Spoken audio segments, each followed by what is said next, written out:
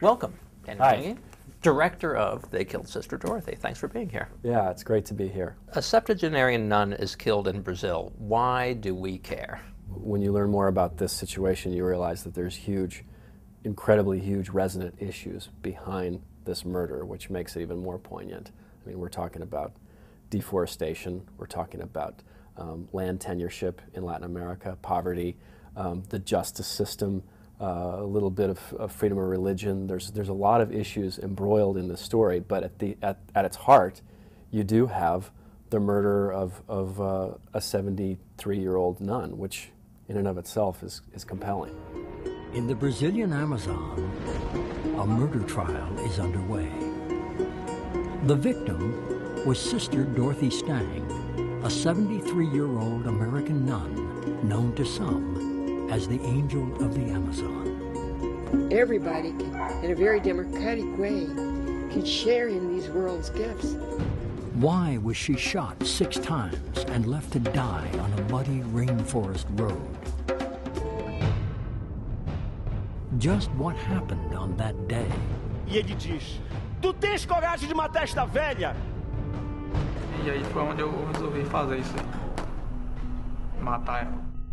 Who exactly is behind the murder? Tem organizações de grileiros, fazendeiros, que têm seus pistoleiros.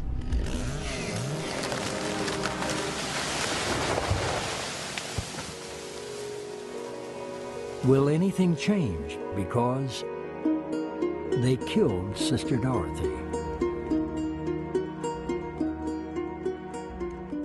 I, like a lot of people, read about this story in the New York Times and thought, wow, that's a great movie. Not just a documentary, that's a movie. Did you come to it with an immediate sense of what your viewpoint might be, or did you just think, this has to be explored? Yeah. How can you not see what's happening in Brazil and in the Amazon and in rainforests around the world and not feel partisan? I mean, the huge, important ecosystem is getting destroyed, and this is a woman that we knew who was fighting to maintain that ecosystem. It's fascinating. These charges came out against her about what her past may include and about her being a rabble-rouser and a possible covert FBI operative and that sort of thing. Did you ever once think, maybe? Let me first say, yes, there's some preposterous things said, spoken in the film, and in fact, they only have some credence in the film because of what Brazilians and other people in other countries believe right now about Americans because of our foreign policy, that some of this stuff sticks, that you do think there's meddlers and there's people who are up to no good, and so those things do hold some water. And also the people on the other side of this issue, mostly loggers and ranchers and politicians who support them and the lawyers, they can make a compelling case. And when you spend enough time with them, as we did, we spent as much time with them as we did with Dorothy's supporters, some of the things that they say make sense. But at the end of the day, when you spend just a moment with, say, Sister Becky, Dorothy's best friend, you're reminded of how pure and ultimately good Dorothy's intentions and her goals were. She is there, she wants to save the rainforest, she wants to save people, and seemingly she's driven by this idea that it's almost a spiritual imperative to save the world. Do you agree? I absolutely feel the cause that she was fighting for is just, but I also am disheartened to see what's happening in the Amazon and the fact that as lofty as Dorothy's ambitions are, at times I'm cynical about our ability to stop rainforest destruction down there. It's pretty incredible what's happening between. Well, it's only 10 square miles a day that we're losing, right? Yeah, only 10 square miles a day.